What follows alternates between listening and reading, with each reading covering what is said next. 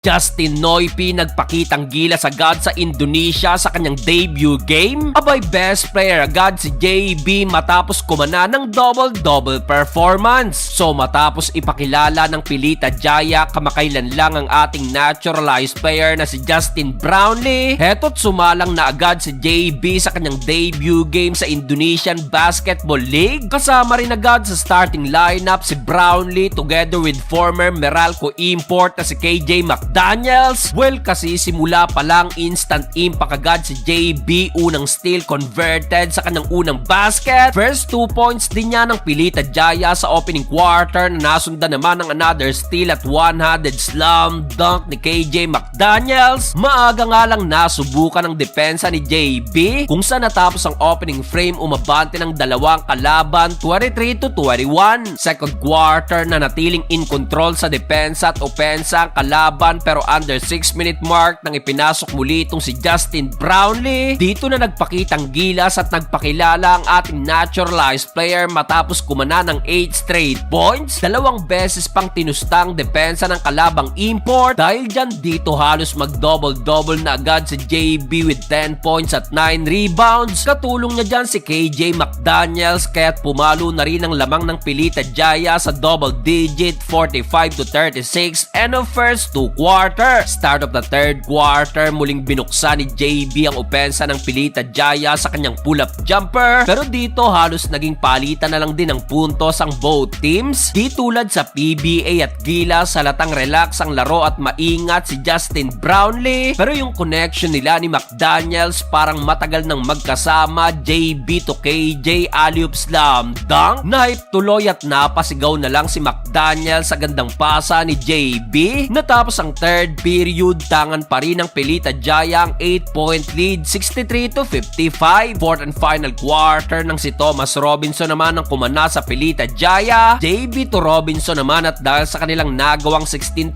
run, biglang pumalo na sa 26 points ang biggest lead ng Pilita, including itong two-handed slam dunk ni Justin Brownlee. Sa uli, sa laki ng lamang nakuha ni JB ang kanyang first win sa kanyang debut game. Bonus spot siya pa ang itinanghal na best player matapos magtala ng 14 points, 11 big rebounds, 3 assists at 2 steals, shooting 7 of 10 sa field. Tulad ni JB, double-double din ang kinana ni McDaniels with 13 points at 10 rebounds. Thomas Robinson, double-double din with 14 points at 11 rebounds.